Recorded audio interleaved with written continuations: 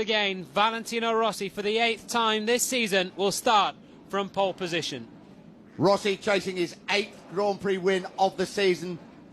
He's won here at Phillip Island in 500cc, MotoGP, and two 250cc. Underway here at Phillip Island, the Australian Grand Prix starts. Excellent start from the two Ducatis, Troy Bayliss and Loris Capirossi, sandwiching Tete Gibernau there in the front row. And one of the Hondas has come through as well. Is it Max Biaggi who leads into the first corner? Max Biaggi from the second row in 6th place, and he runs it wide at the start, and it's Loris Capirossi, or is it Troy Bayliss who leads the way? I think it's Capirossi that leads the way. Tete Gibernau in 2nd place.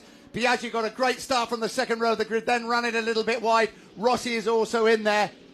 Down towards the hairpin they come. Yeah, it's Bayliss who's leading the way. Nick Bayliss first. Melandri has got it's an important point for Max Biaggi to set that time and keep in touch with the lead group. And there goes Bayliss. He's almost touched with Melandri. Bayliss over the top of his Ducati and down.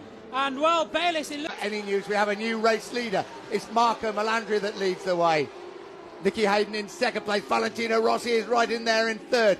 Loris Capirossi has gone past Tete Gibernau. What a race at the front. Nicky Hayden up the inside now of Marco Melandri. Hayden. Fastest man on the circuit at the moment, Olivier Jacques, and he's brought a few men with him as well. Look, there goes Toru Okawa. In fact, Okawa up on the inside of Jacques. So one man we've lost from that group, by the way. Race leader, though, Nicky Hayden from his teammate Valentino Rossi. Hayden leads, Rossi 2nd, Melandri 3rd. The fastest man on the circuit, as I was saying, Olivier Jacques in 7th place. A real group at the front. Here comes Rossi. He's had enough of this battling now around with these rookies, with Hayden and Melandri. Rossi in control. Rossi leads the way as they come into the fast left. 3rd gear, 4th gear, down the straight, 200 miles an hour. Ducati very, very fast indeed. Time penalty for Valentino Rossi. Absolutely on the ball there for Gavin down in pit lane.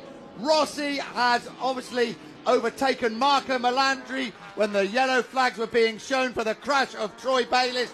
Rossi now in 4th place, but this is going to be the battle for the lead because the race leader, Valentino Rossi, has a 10-second penalty for overtaking under a yellow flag. A 10-second penalty for Valentino Rossi. That doesn't mean he's track. He's been docked 10 seconds because he overtook when the yellow flags were being waved. He overtook Marco Melandri when Troy Bayliss went down at the hairpin. And yep, no complaints. There is that -10 that Gav was just telling us about on the pit board for Valentino Rossi. And as I say, he's now extended his lead over the chasing pack to 3.9 seconds. He's going to have to turn up the heat here and stretch it out by another 6 seconds to win this race. But Rossi is now up into 3rd place because the gap between him and Nicky Hayden is now 11 seconds. Up into 3rd place, straight fight. Up into 2nd place. 2nd place, sorry. Yeah. Nicky Hayden not close enough this time. Okawa, in fact, is closer. Okawa up on the inside of Nicky Hayden, so Hayden caught out cold in the right-hand hairpin. They're letting Capirossi know that he is in 1st place, but as well that his... Slowly, Valentino Rossi is going to win this race. He's taken another second off Capirossi on that lap. This is sensational stuff from from Valentino Rossi. He's lapping under previous pole records here at the Phillip Island circuit. It's a sensational performance. Filling up the point positions, Kenny Roberts is going to get his best finish of the season if he keeps where he is. He's in 9th position. Jamie McWilliams has just been passed by Makoto Tamada and Gary McCoy, but they're all there, 10th, 11th, 12th positions. John Hopkins just behind them. They're all there in the points, and that's good work for all those teams here at Phillip Island. All eyes now focus on the doctor. The 24-year-old Italian, Valentino Rossi.